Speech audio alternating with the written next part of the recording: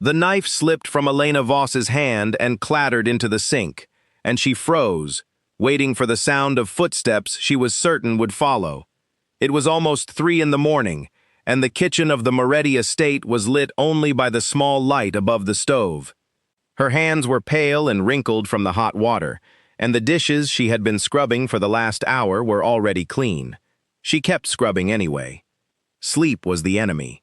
It always had been, ever since the nights she used to lie awake listening for the sound of a car pulling into the driveway, wondering if this would be the night things went too far. Even now, months after she had escaped that life and found work far away from it, her body refused to believe she was safe. So she washed dishes. She scrubbed counters that were already spotless. She folded towels that did not need folding. Anything to keep her hands busy and her mind quiet. She did not hear him enter. Dante Moretti moved the way men like him always moved, with a stillness that made a 6'3" frame seem almost invisible, until he wanted to be seen. He stood in the doorway of his own kitchen, arms crossed, watching the new housekeeper scrub a plate that gleamed under the weak light. "It's 3 in the morning," he said. Elena spun around so fast that water sprayed across the front of her shirt. Her heart slammed against her ribs, and for one terrible second, she was not in a kitchen in the present. She was somewhere else, somewhere darker, bracing for a hand to close around her wrist. "Mr. Moretti," she said, and her voice came out thinner than she wanted. "I'm sorry. I couldn't sleep, so I thought I would make myself useful." He studied her for a long moment. He had hired her 3 weeks ago on the recommendation of an old family friend, a woman who ran a shelter 2 towns over and who had vouched for Elena's character without explaining much else. Dante had not asked questions. He rarely did about the people who worked in his house, as long as they did their jobs and stayed out of his business.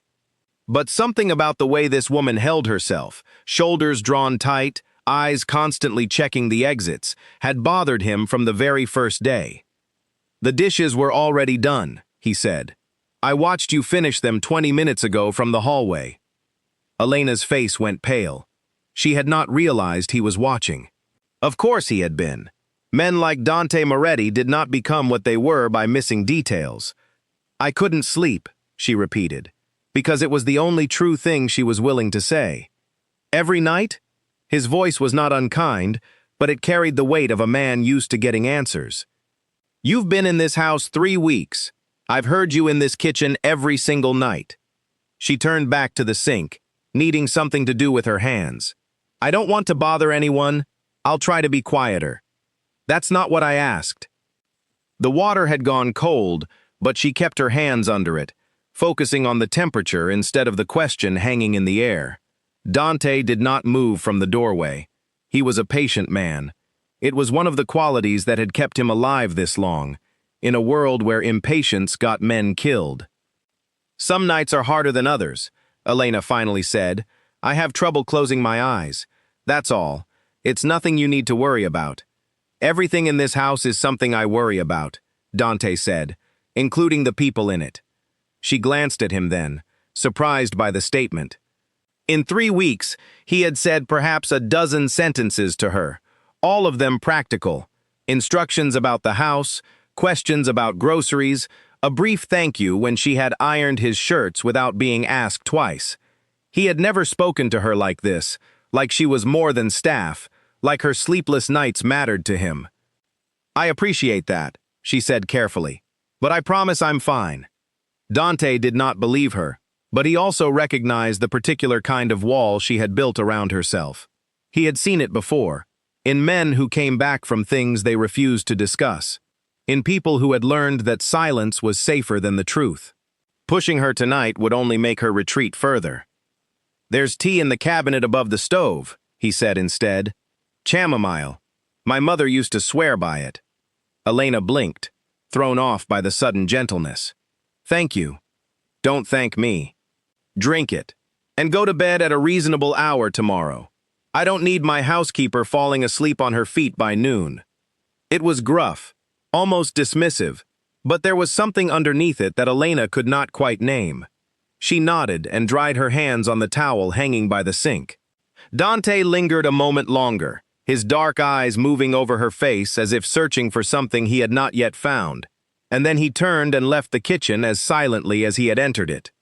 Elena stood alone in the quiet for a long time after he was gone, her pulse slowly settling.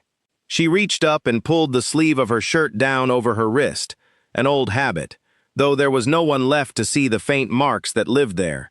She made the tea he had suggested, more because refusing felt like more effort than it was worth, and she sat at the small kitchen table sipping it as the clock ticked past 3:30, then 4. She thought about the man who had just left the room. Everyone in town spoke of Dante Moretti with a mixture of fear and respect.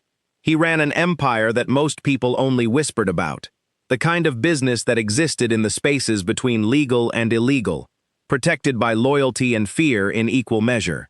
The papers called him dangerous. The old women at the market crossed themselves when his black car passed by. And yet, in her 3 weeks working in his house, Elena had seen none of that reputation reflected in the man himself. He was quiet. He was exact. He noticed things, the way she flinched at loud noises, the way she avoided standing with her back to open doors, the way she always seemed to be listening for something that never came. She told herself it did not matter what he noticed. She had come here because it was far from everything she used to know, because the shelter director had promised this was one of the few places where Victor Castellano would never think to look for her, precisely because it belonged to a man even more feared than the one she had left behind. She had not come here to be seen. She had come here to disappear. But some part of her, small and reluctant, had felt something shift tonight when Dante asked if she was all right, and actually waited for an answer. By the time the sun rose, Elena had managed only 2 hours of real sleep, curled on top of her covers in the small room off the kitchen that served as her quarters. She woke to the smell of coffee already brewing somewhere in the house and the sound of voices in the hallway. She splashed cold water on her face, tied her hair back, and stepped into the kitchen to find Sophia, the cook, already at work, slicing vegetables for the evening meal. "You look like you slept in a chair," Sophia said without looking up, her knife moving in quick, practiced strokes. "Close enough," Elena said, forcing a small smile. She reached for an apron. "He asked about you this morning." Sophia's tone was casual, but her eyes flicked up briefly. Curious. Elena's stomach tightened. "Who?" "Who do you think? The boss doesn't usually ask about anyone." Sophia set down her knife and wiped her hands on a towel. "Wanted to know how long you'd been with us, where you came from, that kind of thing. I told him I didn't know much. You keep to yourself." "There isn't much to know," Elena said, focusing hard on tying her apron strings. Sophia gave her a long look, the kind older women give when they know there is more to a story than they are being told, but she let it go. "Well, whatever it is, be careful. Men like him don't usually take an interest in people without a reason." Elena nodded and said nothing more, but the words followed her through the rest of the morning as she moved from room to room, dusting surfaces that did not need dusting, straightening picture frames that were already straight. She kept catching herself glancing toward the hallway that led to Dante's private study, half expecting him to appear and ask more questions she was not ready to answer. He did not appear until the early afternoon, when she was in the library returning a stack of books to their shelves. He walked in without knocking, as it was his own house, and stopped short when he saw her standing on the small step stool, reaching for the top shelf. "You didn't sleep," he said. It was not a question. "I slept some," Elena answered, stepping down carefully. "Thank you for the tea, it helped." "Did it?" She hesitated. "A little." Dante crossed the room and picked up a book from the pile she had not yet shelved, turning it over in his hands without really looking at it. "I don't like being lied to in my own house." "I'm not lying," Elena said, though her voice wavered slightly. "I did drink the tea. I did sleep, eventually. That's not what I meant." He set the book down and looked at her directly, and there was something searching in his gaze that made her want to look away and made it impossible to do so at the same time. "You flinch when doors close too hard." You watch every exit in every room. Last night you nearly dropped a knife because I said good morning from the doorway. I've been in this business a long time, Miss Voss. I know fear when I see it." Elena's throat tightened.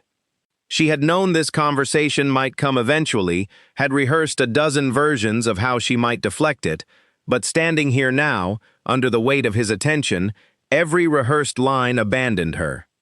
"It's not something I want to talk about," she said quietly. "I came here for a fresh start. That's all I can offer you." Dante studied her a moment longer, and something in his expression softened just slightly, enough that she noticed.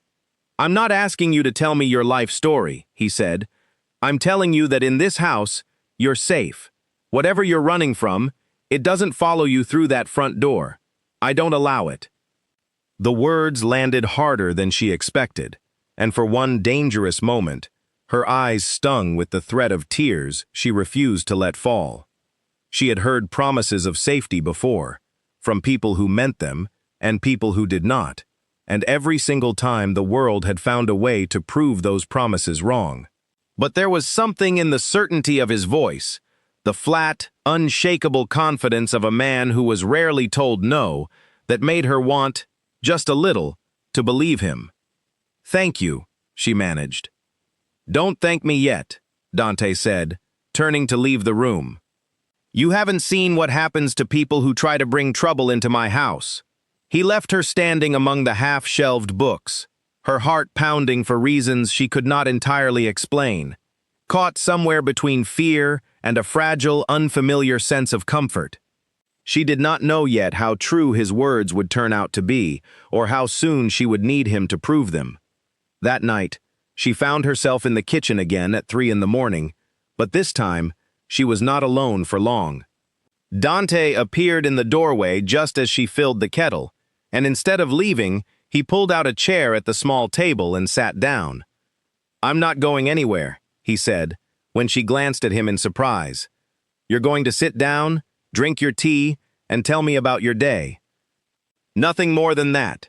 No questions about your past, just talk to me like a person." Elena stared at him for a long moment, unsure what to make of this strange, careful kindness from a man the entire town feared. Slowly, she poured 2 cups instead of 1 and sat across from him. It was such a small thing, sitting at a table with someone in the quiet hours of the night, but it was the first time in longer than she could remember that the silence around her had not felt like danger. For the first time in months, when she finally returned to her room before dawn, sleep came easily. Weeks passed, and the strange ritual between Elena and Dante became something neither of them spoke about, but both of them expected. Most nights, somewhere between 2 and 4 in the morning, she would find her way to the kitchen, and more often than not, he would appear not long after, dressed down from his usual sharp suits into a simple shirt, his guard lowered in a way she suspected very few people ever saw. They talked about small things, the weather, a book she was reading, a memory of his mother's cooking. Never anything real, never anything that touched the wounds either of them carried, but it was enough to make the nights bearable, and slowly, the two of them began to trust the shape of each other's silence. It was on a Tuesday evening, while Elena was folding laundry in the small room beside the kitchen, that Dante noticed something he had been trying not to see for weeks. The sleeve of her blouse had ridden up as she reached for a folded towel on a high shelf, and in the harsh light of the overhead lamp, he saw the faint discoloration along her forearm, the kind of mark that did not come from an accident, the kind that had faded but never quite disappeared. He said nothing in that moment. He was too disciplined a man to react without thinking, too careful to let his fury show before he understood what he was looking at. But later that night, when she came to the kitchen as she always did, he was already there waiting, and this time, the softness in his expression had been replaced with something sharper. "Sit down," he said. Elena hesitated at the doorway, sensing the shift in him immediately. "Is something wrong?" "I saw your arm today." His voice was low, controlled, but there was an edge to it that made the hair on the back of her neck rise. "The marks on your wrist. I've seen them before, the day you first arrived, though you always keep them covered.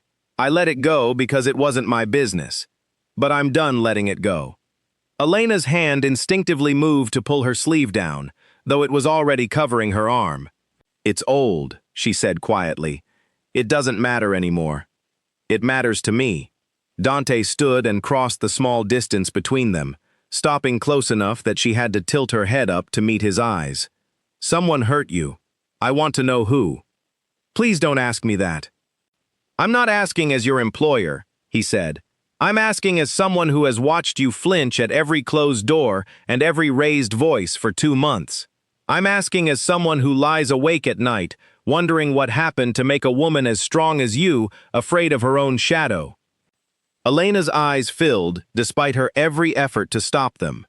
She had held this together for so long, had built walls so carefully constructed that even she sometimes believed she was fine, and now this man, this dangerous, unexpected man, was chipping away at every one of them with nothing but patience and quiet insistence. His name was Victor, she said finally, the words tumbling out before she could stop them. Victor Castellano. I was married to him for 4 years. In the beginning, he was charming, attentive. Everyone told me how lucky I was. But it changed, slowly at first and then all at once. He controlled everything. Where I went, who I spoke to, what I wore. And when I tried to push back, even a little, he made sure I understood the cost of that. Dante's jaw tightened, a muscle flexing beneath the surface of his composure. Castellano, he repeated. The name means something in this world. His family runs the docks 2 cities over. I know, Elena whispered. That's why I ran so far. That's why the woman at the shelter sent me here, to a house so heavily guarded that even his people wouldn't dare come looking. She said this was the one place in the region he wouldn't risk crossing into. She was right to send you here, Dante said. And she was right about one thing more. No one crosses into my house without answering to me. Elena wiped at her eyes, embarrassed by the tears she could not stop. But Dante did not look away, did not treat her tears as weakness the way Victor once had. He simply waited, steady and present, until she had composed herself enough to continue. The last time, she said, her voice barely above a whisper, I thought he was going to kill me. I don't know what stopped him. Maybe a neighbor heard something. Maybe he realized what he'd done and panicked. I don't remember much of it clearly, only waking up in a hospital and being told I was lucky to be alive. After that, I knew if I didn't leave, the next time would finish what he started. Dante's hands curled into fists at his sides, though his voice remained level when he spoke. You will never have to worry about him again. Not while you're under this roof. You don't understand what he's capable of, Elena said. He has people everywhere. Money buys loyalty, and fear buys silence. If he ever found out where I was, he won't, Dante said, cutting her off with quiet finality. And if he does, he'll wish he never left the docks he calls home. Elena searched his face, looking for the anger she expected men to show, the kind of temper that frightened her, that made her brace for impact. But what she found instead was something steadier, a controlled and deliberate resolve that felt entirely different from the chaotic rage she had lived under for years. Dante's anger was not wild. It was precise. And somehow, that precision made her feel safer than any promise ever had.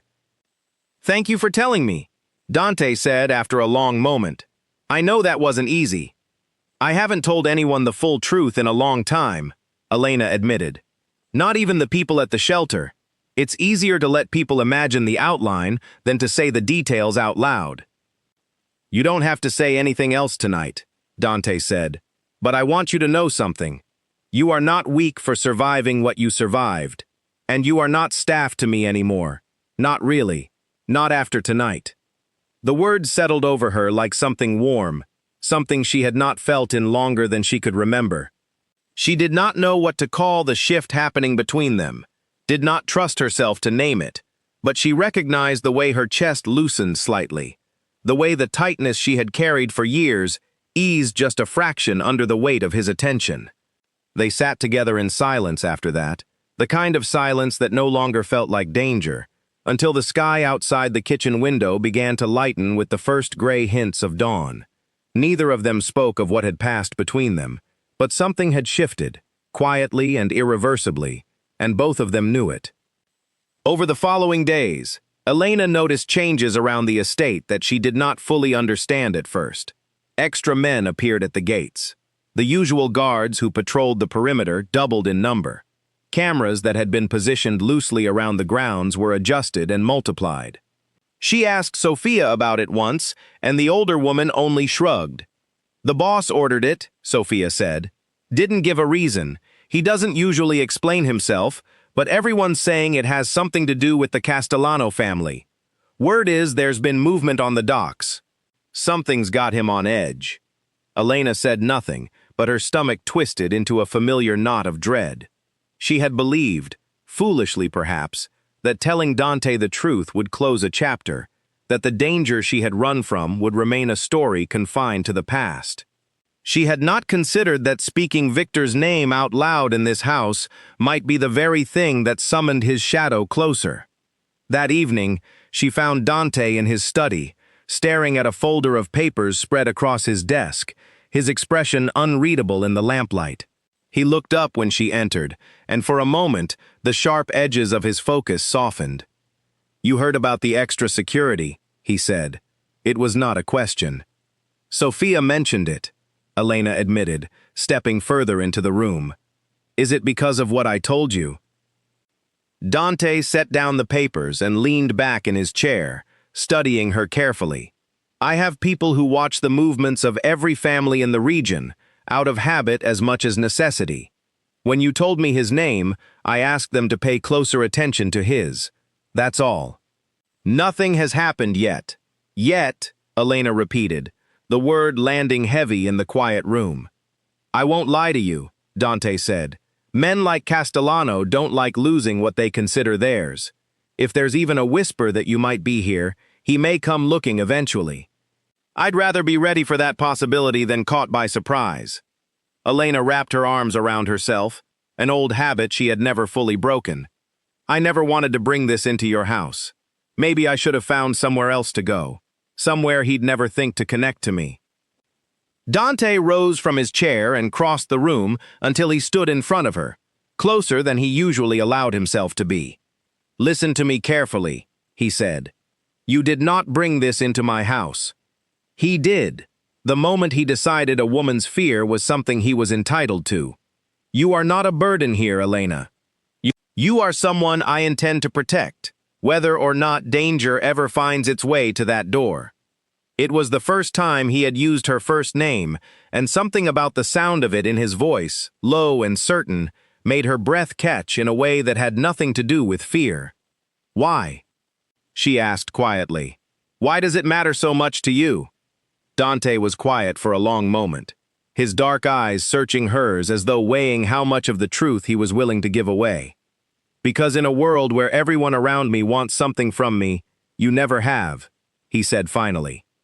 "You never asked for protection, never asked for anything at all. You simply existed in my house, quietly surviving your own private storm, and somewhere along the way, I found myself wanting to be the reason that storm finally ended." Elena did not know what to say to that.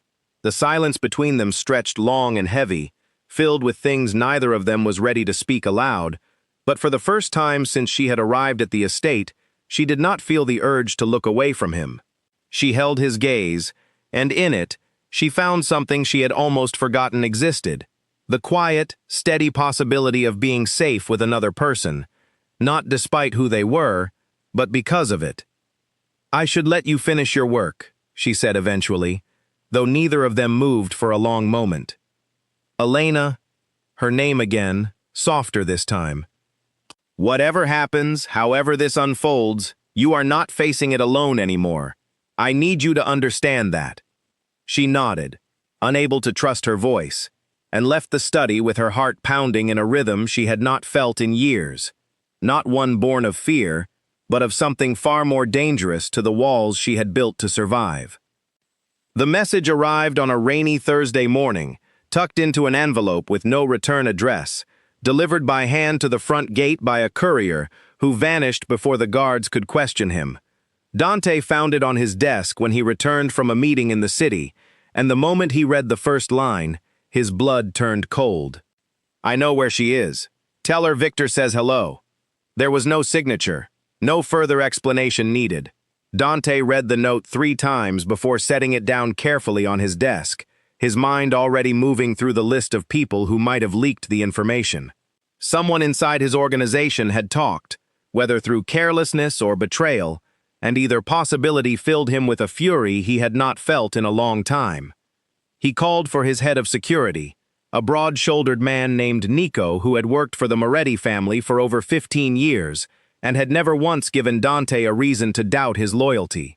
Nico read the note with a grim expression and immediately began listing names of staff members who had joined the household in the last few months, cross-referencing arrival dates with moments when information could have slipped. "It could be anyone," Nico admitted. "A driver talking too much at a bar. Someone recognizing her from before. It doesn't take much for word to travel in this business." "Find out," Dante said, his voice flat and cold in a way that made even Nico, a man used to danger, take a small step back. "I don't care how long it takes or how many people you have to question. I want to know exactly how Castellano learned she was here." Nico nodded and left to begin the investigation, and Dante sat alone in his study for a long time, the note still open on his desk, staring at the words as though they might rearrange themselves into something less threatening. Eventually, he folded the paper and locked it in the top drawer, unwilling to let Elena see it until he had a plan in place. But secrets in a house as observant as this one rarely lasted long. Elena noticed the change in the atmosphere almost immediately. The tension in the guards' shoulders as they patrolled the grounds, the hushed conversations that stopped abruptly whenever she entered a room, the way Dante's expression had hardened into something she had not seen since the early days of their acquaintance. By evening, her nerves had stretched so thin that she finally cornered Sophia in the kitchen and demanded the truth.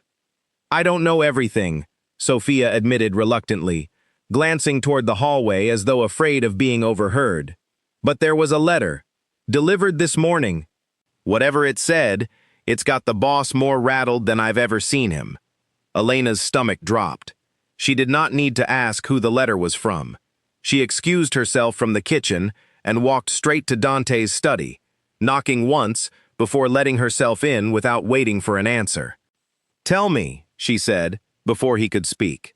"Whatever it is, I need to know." Dante studied her for a long moment, weighing whether to protect her from the truth or trust her with it, and ultimately decided she had earned the right to know exactly what she was facing. He retrieved the note from the drawer and handed it to her without a word. Elena's hands trembled as she read the short, cruel message, and the room seemed to tilt slightly around her. Victor's voice echoed in her memory, the particular cadence of his cruelty, the casual way he had always delivered his threats as though they were compliments. She had thought she left that voice behind. She had thought distance and time had finally silenced it. "He knows," she whispered. "He actually knows." "We don't know how," Dante said. "Nico is already looking into it. Someone inside my organization talked, whether intentionally or by accident. When I find out who, they will answer for it."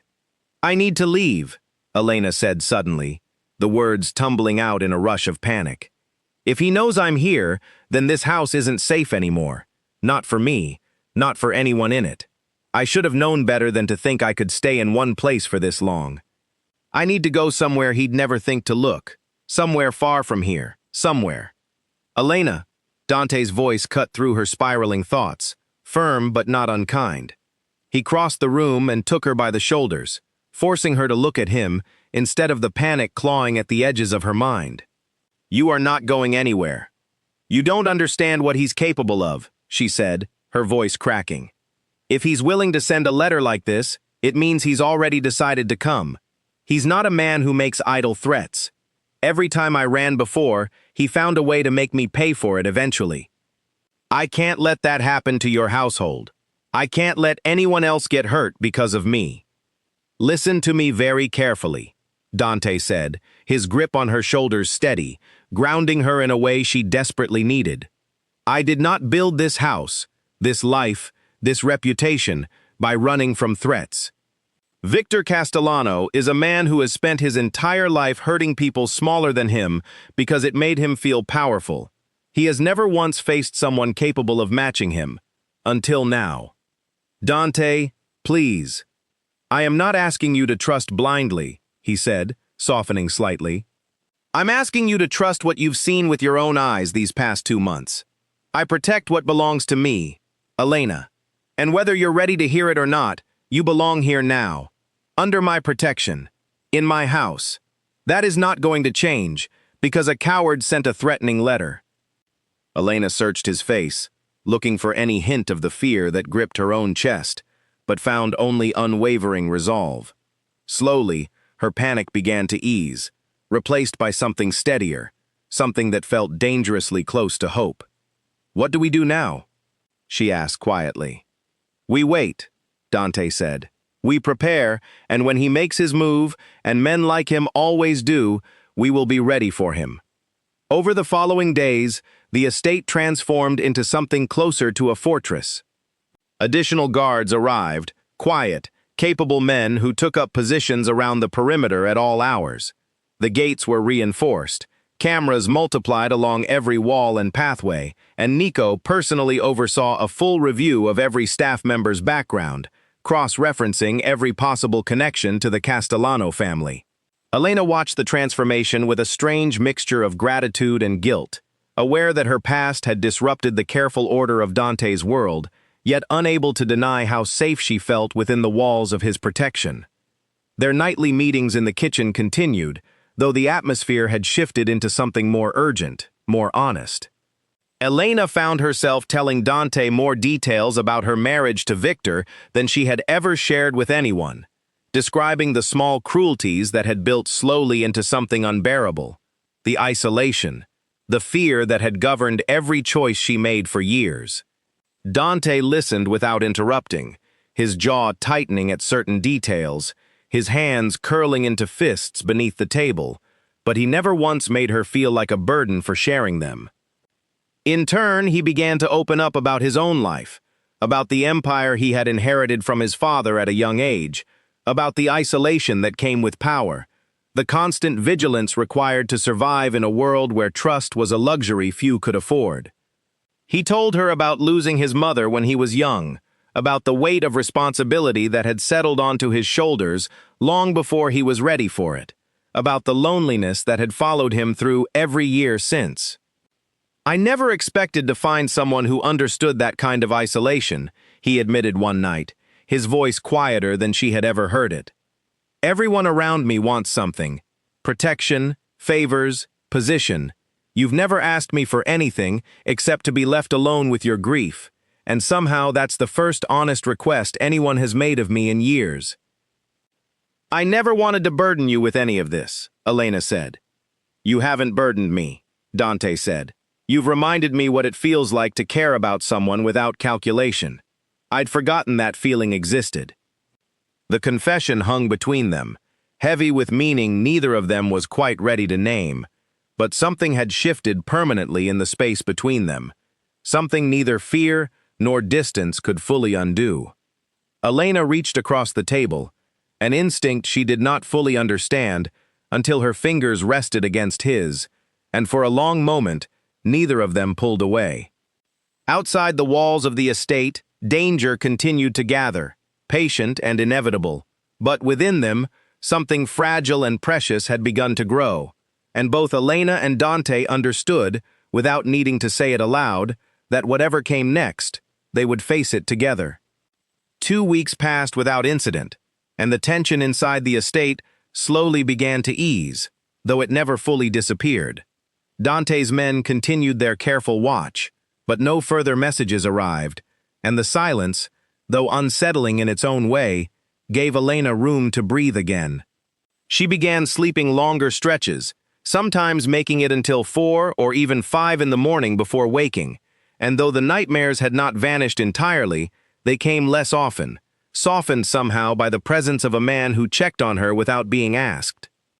It was during this quiet stretch that Elena and Dante's relationship deepened into something neither of them had planned, but both had quietly hoped for. Their nightly conversations in the kitchen extended into the early evenings as well. He began joining her for dinner instead of eating alone in his study, a habit that surprised Sophia enough that she raised an eyebrow every time she set 2 plates instead of 1. He asked about her days, remembered small details she mentioned in passing, and began finding excuses to walk through whatever room she was cleaning, lingering longer than necessary. One afternoon, Elena found him in the garden behind the estate, a space she had not known existed until Sophia mentioned it, tucked behind a wall of climbing vines and rarely visited by anyone in the household. Dante sat on a stone bench beneath an old oak tree, a book open in his lap that he was not really reading, his eyes distant with thought. "I didn't know this was here," Elena said, stepping cautiously into the small clearing. "My mother planted most of it," Dante said, closing the book. "Before she passed. I don't come here often. Too many memories." Elena sat beside him carefully, leaving a respectful distance between them, though the space felt smaller than it should have. "What was she like?" "Warm," Dante said, a faint smile touching his lips for the first time she could remember. "Patient. She used to say this family needed softness somewhere, or we'd all turn into stone. I think she was right, though I've spent most of my life forgetting that lesson." "You're not made of stone," Elena said quietly. "I've seen you with your men, with Sophia, with me. There's more softness in you than you let people believe." Dante turned to look at her, something unguarded flickering across his features. "You're one of the only people who's ever said that to me, and meant it." The air between them shifted, charged with something neither of them had allowed themselves to acknowledge fully until now. Elena's heart pounded as his gaze dropped briefly to her lips before returning to her eyes, silently asking a question he had not yet found the courage to voice aloud. "Dante," she said softly, "I don't know how to do this. Any of this. Trusting someone, letting myself feel something again. Victor took that from me for so long, I forgot what it felt like to want it back." "I'm not Victor," Dante said, his voice low and steady. "I will never be him. Whatever you're ready to give me, even if it's nothing more than these quiet moments in a garden, I'll take it and be grateful." Elena's eyes filled with tears, though these were different from the ones she had cried before, softer, born from something closer to hope than grief. "I think," she whispered, "I'm ready to want more than quiet moments." Dante reached up slowly, giving her every opportunity to pull away, and brushed a strand of hair from her face, his fingers lingering against her cheek. "Then let me be the one who gives you that." Their first kiss was gentle, careful, a question answered rather than a demand made, and when it ended, Elena rested her forehead against his, both of them breathing unsteadily, both of them aware that something fundamental had shifted between them, something neither danger nor doubt could easily unravel. They spent the rest of the afternoon in that quiet garden, talking about nothing important and everything that mattered, and for the first time in longer than Elena could remember, the future did not feel like something to fear. But peace, in a world like theirs, rarely lasted long. That evening, as the household settled into its usual routines, Nico appeared at the door of Dante's study with an expression that immediately told Dante something had gone wrong. He held a small device in his hand, a tracker he had found during a routine sweep of the property. "It was hidden in the delivery truck," Nico said grimly. "The one that brings groceries twice a week. Someone attached this to the undercarriage. It's been transmitting location data for at least 10 days. Dante's expression darkened as he examined the small device. "Castellano's men have known exactly where this house sits for over a week. It gets worse," Nico continued. "I traced the signal. It's been receiving pings from a location near the docks. Whoever placed it has been checking the transmission regularly. This wasn't a random test. This was deliberate surveillance."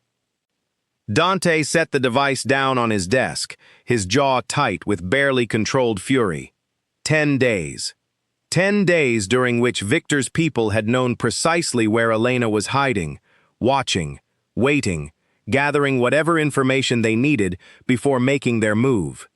"Increase security immediately," Dante ordered. "Double the perimeter watch. No deliveries come through the main gate without being fully inspected first. And find out who let that truck through without a proper search." Nico nodded and left to carry out the orders, leaving Dante alone with the weight of what he had just learned. He thought of Elena in the garden that afternoon, the softness in her eyes, the fragile hope she had allowed herself to feel for the first time in years, and his chest tightened with a fierce, protective anger unlike anything he had felt before. He found her later that night in her room, and the moment she saw his face, she knew something had changed. "What happened?" she asked, rising from where she sat on the edge of her bed. Dante told her everything, watching as the color drained slowly from her face, as the fragile peace she had built over the past 2 weeks crumbled beneath the weight of the truth. She sank back onto the bed, her hands trembling in her lap. "He's been watching this whole time," she whispered. "All those quiet nights, all those moments I thought were safe. He knew where I was the entire time." "He knew where the house was," Dante corrected gently, sitting beside her. "Not what happens inside it, not what you and I have built together. That he can never touch." "But he's coming," Elena said, her voice hollow. "You know he is. Men like him don't watch and wait forever. Eventually, he'll act." "Let him," Dante said, and there was something dangerous in his voice now, something Elena had not heard before, the voice of a man who had spent his entire life preparing for exactly this kind of threat. "Let him come. He'll find out exactly what happens to men who threaten what belongs to me." Elena turned to look at him, searching his face for any hint of doubt, but finding only unshakable resolve. Slowly, she reached for his hand, lacing her fingers through his, drawing strength from the steadiness of his grip. "I'm scared," she admitted quietly. "For the first time in weeks, I'm truly scared again." "I know," Dante said, pulling her gently into his arms. "But this time, you're not facing it alone. Whatever he brings to this house, he'll have to go through me first. And I promise you, Elena, I do not lose." Outside the window, the night stretched dark and silent over the estate. But within its walls, 2 people held on to each other, bracing together for the storm they both knew was coming. The attack came on a moonless night, exactly 19 days after the tracker had been discovered. Dante had increased security to its highest level, certain that Victor would eventually attempt something, but even his careful preparations could not account for the sheer audacity of the plan Victor's men executed that night. It began with a diversion at the front gate, a car that stalled directly across the entrance, forcing 2 of the guards to leave their posts to investigate and clear the road. It was a small distraction, lasting less than 4 minutes, but it was enough. While attention shifted to the front of the property, 3 men slipped over the rear wall near the garden, the same quiet corner where Elena and Dante had shared their first kiss weeks earlier, moving swiftly and silently toward the house. Elena was in the kitchen when it happened, unable to sleep as usual, though tonight her restlessness carried a sharper edge of unease she could not explain. She heard the back door creak open before she saw anyone, and by the time she turned, a man she did not recognize was already standing in the doorway, a cruel smile spreading across his face. "Victor sends his regards," the man said. Elena's scream was cut short as a second man grabbed her from behind, clamping a hand over her mouth, dragging her back against him despite her frantic struggle. She fought harder than she ever had in her life, driving her elbow backward into his ribs, twisting against his grip with a desperation born of years of buried fury finally breaking free. The man cursed and loosened his hold just enough for her to break away, stumbling toward the counter where a heavy skillet sat drying from the evening meal. She swung it with every ounce of strength she possessed, catching the first man across the shoulder as he lunged toward her, buying herself precious seconds. But there were 3 of them, and she was only one woman, and despite her fierce resistance, The odds were quickly turning against her. The commotion had not gone unnoticed. Dante, who had been in his study reviewing security reports, heard the crash of the skillet against flesh and bone, and was moving before conscious thought fully caught up with instinct. He reached the kitchen just as the second man managed to pin Elena's arms behind her back, and the sight of it ignited something in Dante that had been carefully controlled for years, a fury that had waited a lifetime for exactly this moment to be unleashed.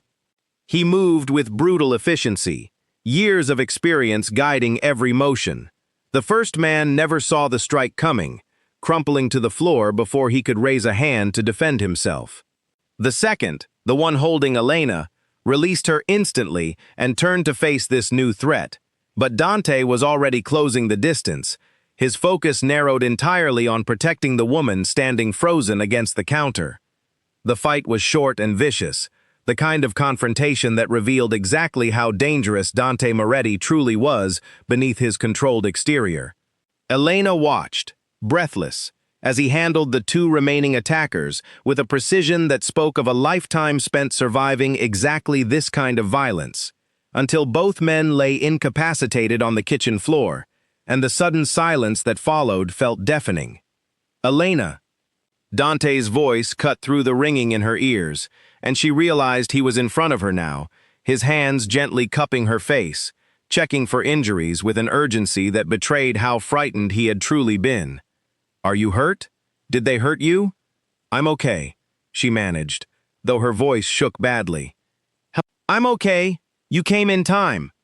Nico burst through the door moments later, followed by two additional guards, all of them breathless from the sprint across the property. He took in the scene quickly, the two men on the floor, Elena trembling but unharmed, Dante's knuckles bruised and bleeding slightly.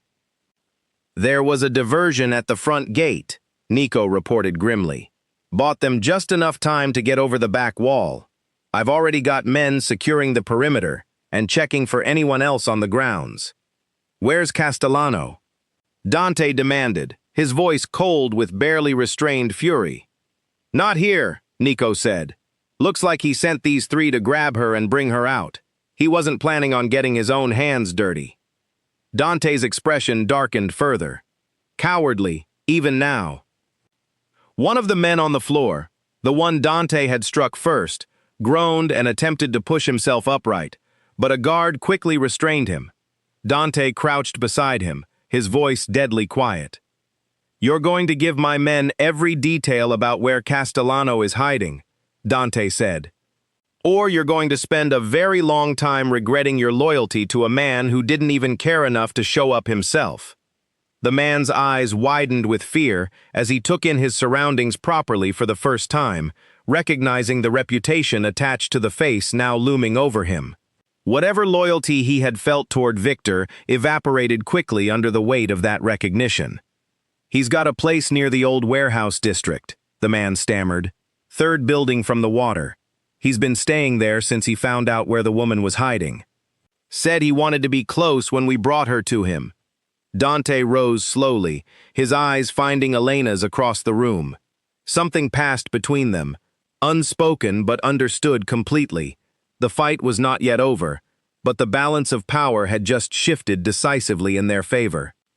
"Get them out of my house," Dante ordered Nico, "and get the car ready. It's time I paid Victor Castellano a personal visit."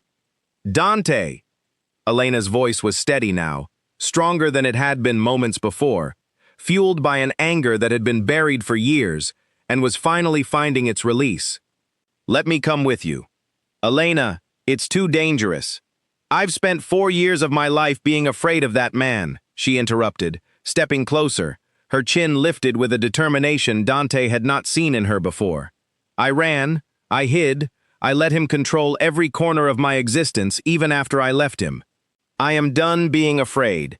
If you're going to face him, I want to be there when he finally understands he can never touch me again."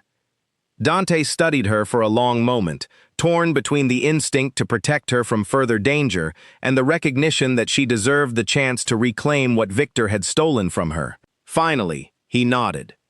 "You stay close to me," he said. "Every step. Do you understand?" "I understand." The drive to the warehouse district was tense and silent, the city lights blurring past the windows as Dante's men prepared for whatever awaited them. Elena sat beside Dante in the back seat, her hand held tightly in his, drawing strength from his steady presence, even as her heart pounded with a mixture of fear and fierce resolve. They arrived at the third building from the water just before midnight, Dante's men moving into position around the perimeter with practiced efficiency. Through a grimy window, they could see Victor pacing inside, clearly agitated, checking his phone repeatedly for updates that would never come from the men currently restrained back at the estate. Dante moved first, his men breaching the entrance with controlled precision, and Elena followed close behind exactly as instructed. Victor spun around at the sound of the door crashing open, his face paling as he recognized both Elena and the man standing protectively beside her, a man whose reputation preceded him into every room he entered. "Elena," Victor said, attempting to recover his composure, though his voice betrayed his shock. "You look well. Better than I expected, given the circumstances." "You sent men into my home," Dante said, his voice a low, dangerous rumble that filled the small warehouse office. "You threatened a woman under my protection. You should have known better." Victor's eyes darted between them, calculating, searching for some angle of escape. "This doesn't concern you, Moretti. She belongs to me. She's my wife." "I am not your wife," Elena said, and her voice, though it trembled slightly, carried a strength that surprised even her. "I have not been your wife since the day I walked out of that house and refused to let you destroy what was left of me. You do not own me, Victor. You never did." Victor's expression twisted with rage, the mask of civility slipping to reveal the cruelty Elena remembered all too well. "You think this man can protect you forever? You think hiding behind his reputation changes anything about what you are?"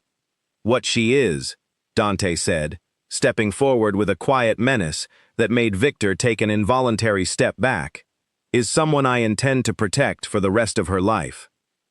And what you are, Castellano, is a man who is about to learn exactly what happens when you threaten something that belongs to me."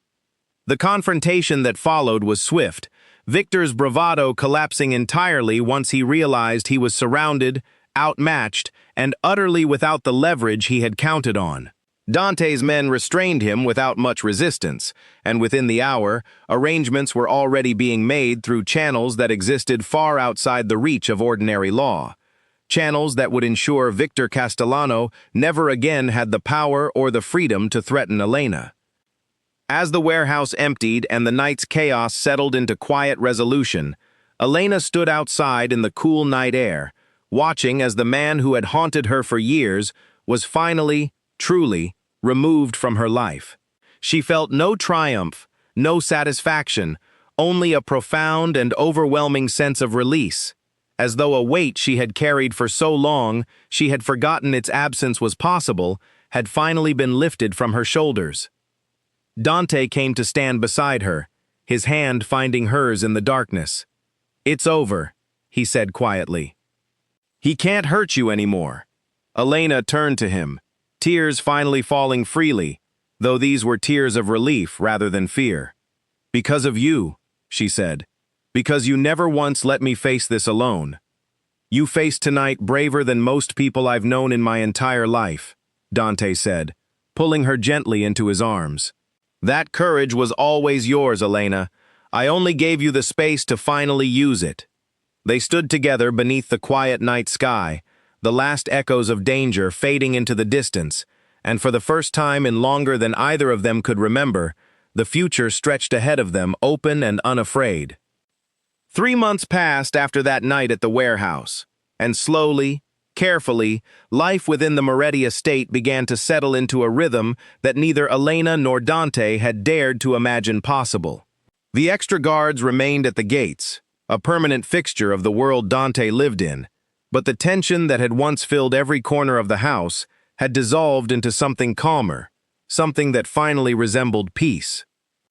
Elena still woke some nights, unable to sleep, old habits carved deep by years of survival rarely disappearing entirely, But the fear that once drove her from her bed had transformed into something gentler, more like restlessness than terror.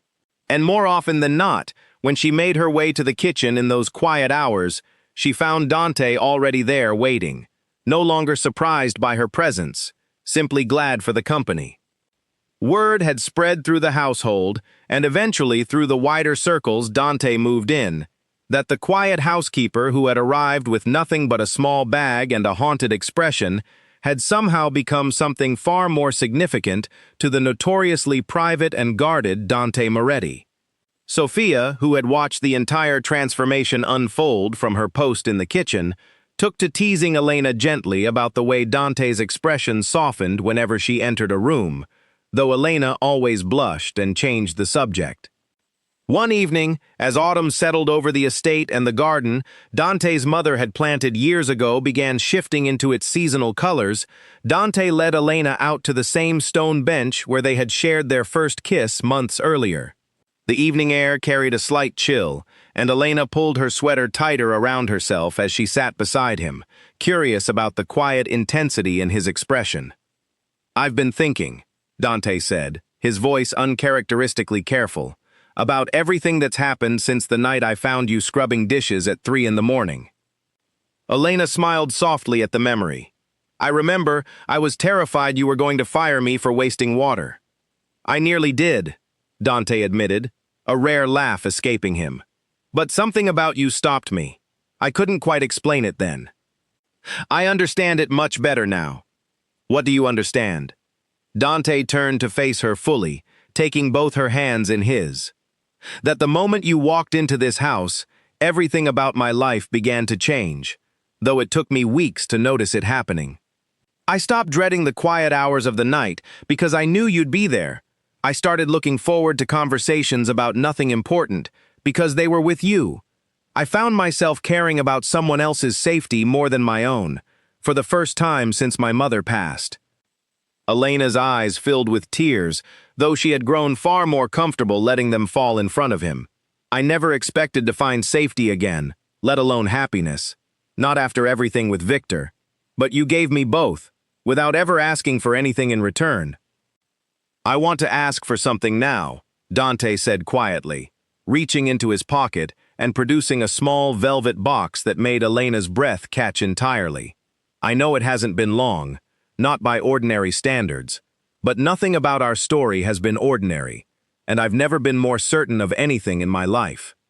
Elena Voss, you walked into this house running from a life that tried to break you, and instead, you became the reason mine finally feels whole. I love you. I want to spend the rest of my life proving that to you, every single day, if you'll let me." Elena stared at the ring, at the man kneeling before her with a vulnerability she had never imagined possible for someone as powerful and guarded as Dante Moretti, and felt every fragment of fear she had carried for years dissolve completely beneath the weight of overwhelming joy. "Yes," she whispered, then louder, laughing through her tears. "Yes, Dante. 1,000 times yes." He slid the ring onto her finger with hands that trembled slightly, an unfamiliar sensation for a man rarely nervous about anything, and then pulled her into an embrace that held every promise neither of them had dared to voice until now. Around them, the garden his mother had planted decades ago seemed to bloom brighter in the fading evening light, as though bearing witness to a love story finally finding its rightful place after so much darkness. Sophia, watching discreetly from the kitchen window, wiped happy tears from her own eyes and hurried to prepare something special for dinner, humming softly to herself for the first time in longer than anyone in the household could remember. The wedding took place the following spring, a quiet, intimate affair held in that same garden, surrounded only by the people who had earned genuine places in their lives: Sophia, Nico, a handful of trusted staff, and the shelter director who had first sent Elena to this house, never imagining the profound transformation that decision would set into motion. Elena wore a simple dress, nothing extravagant, because extravagance had never been what either of them wanted from this life together. What they wanted was simple, steady, and real. A partnership built on trust, earned through hardship, on protection freely given, rather than control forcibly taken. On love that had grown slowly and deliberately from the smallest, quietest moments shared in the depths of sleepless nights. Years later, long after the danger of Victor Castellano had become a distant, faded memory, Elena would still sometimes find herself awake in the early hours of the morning, an old habit that never fully disappeared. But now, instead of fear driving her from her bed, it was simply the quiet rhythm of a life she had built, with careful, patient love. And more often than not, she would find Dante already awake beside her, reaching for her hand in the darkness, the two of them making their way together to the kitchen where it had all begun. They would sit at that same small table, sipping tea in comfortable silence, watching the sun rise slowly over the estate that had once been a place of danger and fear and had transformed, through nothing more complicated than patience and genuine care, into the truest home either of them had ever known. Elena Voss, who had once washed dishes at 3 in the morning to keep the nightmares at bay, had finally found something far more powerful than mere survival. She had found a love that did not demand her silence, that did not diminish her strength, that saw every scar she carried and chose, again and again, to stand beside her rather than walk away. And Dante Moretti, a man the world had always known only through fear and reputation, had discovered that the greatest power he would ever hold was not in the empire he commanded, but in the quiet, steady devotion he offered to the one person who had taught him what it truly meant to protect something with his whole heart. Their story, born in the stillness of a sleepless kitchen at 3 in the morning, had become something neither of them could have imagined when it began. Not a tale of fear and survival, but one of healing, courage, and a love strong enough to outlast every shadow that had once tried to claim them. 5 years after that quiet spring wedding in the garden, the Moretti estate looked much the same on the surface, its high walls and careful guards still standing watch over the property. But the life within those walls had transformed into something neither Elena nor Dante could have imagined during those first uncertain months. The house that had once echoed with tension and quiet fear now rang, more often than not, with laughter, with the sound of small footsteps running down the long hallway that connected the kitchen to the garden. Their daughter Lucia had been born on a warm summer morning 2 years into their marriage, and from the moment Dante first held her, something in him softened permanently, a tenderness that Elena had glimpsed only in fragments before now lived openly on his face whenever their daughter was near. Lucia had her mother's warm brown eyes and her father's quiet, watchful nature, and she had grown, even at 3 years old, into the habit of wandering into the kitchen during the early hours of the morning, whenever she could not sleep, trailing after her mother with a small blanket dragging behind her. "Just like you," Dante would say fondly, watching Elena settle their daughter onto her lap at the same small table where their own story had first taken root. Restless in the quiet hours. "Though I suspect her reasons are considerably less complicated than yours once were. She just doesn't want to miss anything," Elena would answer, smiling as she smoothed Lucia's dark curls. Not unlike her father, come to think of it. Sophia, now well into her 60s and still ruling the kitchen with the same brisk efficiency she always had, delighted in spoiling Lucia with small treats and stories about the early days of the household, though she was always careful to leave out the more frightening details, saving those difficult truths for a day when Lucia would be old enough to understand the full weight of her parents' history. Nico remained head of security, though the threats that had once demanded his constant vigilance had faded considerably over the years. Victor Castellano's name rarely surfaced anymore, his influence and reach having crumbled entirely in the aftermath of that fateful night at the warehouse, and the docks his family once controlled had long since changed hands. Elena no longer flinched at the sound of raised voices or closed doors, though she carried the memory of who she had once been with a quiet, hard-won grace, understanding that her past, however painful, had shaped the strength that now defined her. She had, in the years since her marriage, taken on a role she never expected to hold, working alongside the same shelter director who had once sent her fleeing to this estate, helping other women find the same safety and second chances that had once seemed impossible for her own life. Dante had quietly funded an expansion of the shelter's resources, though he insisted, whenever anyone mentioned it, that the credit belonged entirely to Elena's vision and determination, not his money. "You could have simply survived what happened to you," he told her once, watching her prepare for a visit to the shelter with the same quiet focus she brought to everything she cared about. "Instead, you chose to make sure other women never have to survive it alone.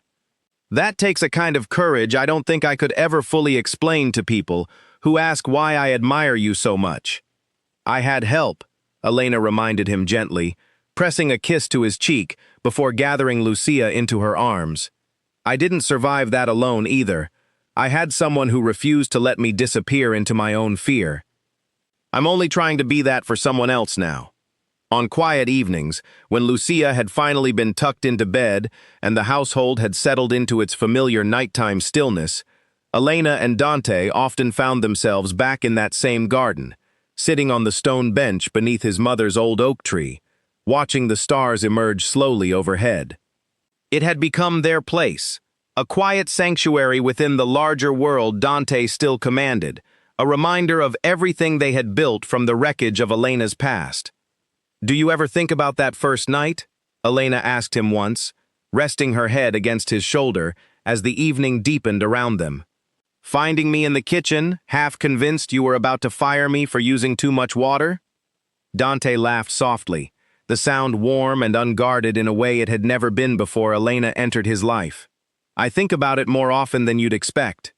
I remember standing in that doorway, watching you scrub dishes that were already spotless, and feeling something shift inside me that I couldn't name at the time. I know now what it was." "What was it?" "Recognition," Dante said quietly, turning to meet her eyes in the fading light. "I saw someone fighting a battle no one else could see, refusing to give up despite everything working against her. I recognized that fight because I'd spent my whole life fighting my own version of it, just in a different kind of darkness.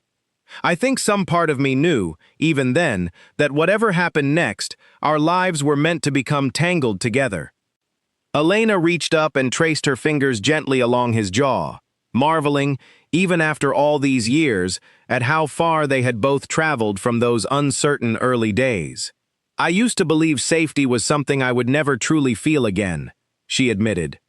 "I thought Victor had taken that from me permanently, that I would spend the rest of my life waiting for the next threat, the next disaster. But you taught me something different.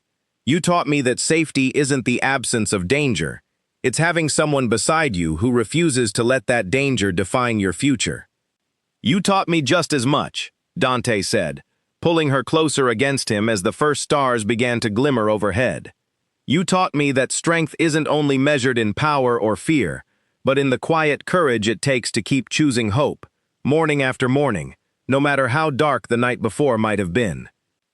Inside the house, a small voice called out sleepily for her mother, and Elena rose with a soft laugh, pressing one last kiss to Dante's lips before heading toward the sound of their daughter's voice. Dante remained on the bench a moment longer, watching her disappear into the warm light spilling from the kitchen window, the same window where he had once found a frightened, exhausted woman scrubbing dishes at 3 in the morning, desperately trying to outrun her own painful history. He thought, as he often did in these quiet moments, of how strange and beautiful life could be, how a single sleepless night, a single act of quiet curiosity, had unraveled into an entire lifetime of love neither of them had believed themselves capable of finding. The empire he commanded, the fear his name still inspired throughout the region, all of it mattered less to him now than the simple, steady joy of watching his wife and daughter move through the rooms of a house that had finally, truly, become a home. He rose from the bench and made his way back inside, following the sound of Elena's gentle voice soothing their daughter back toward sleep, and as he paused in the kitchen doorway, watching the two people who mattered most to him in the entire world, he felt a peace settle over him more profound than any victory he had ever won in the ruthless world he still, when necessary, commanded without hesitation. Some battles, he had learned, were not won through strength or fear, but through patience, through the simple, steadfast choice to stand beside someone through every dark hour, until morning finally, inevitably, arrived. And as he watched Elena carry their daughter gently toward bed, the soft glow of the kitchen light illuminating them both, Dante Moretti understood, more clearly than he ever had before, that this quiet, hard-won happiness was the truest legacy he would ever build. Their story, which had begun in fear and desperation in the stillness of a sleepless night, had become, against every impossible odd, a story of healing, of courage, and above all, of a love resilient enough to outlast every shadow that had ever tried to claim it.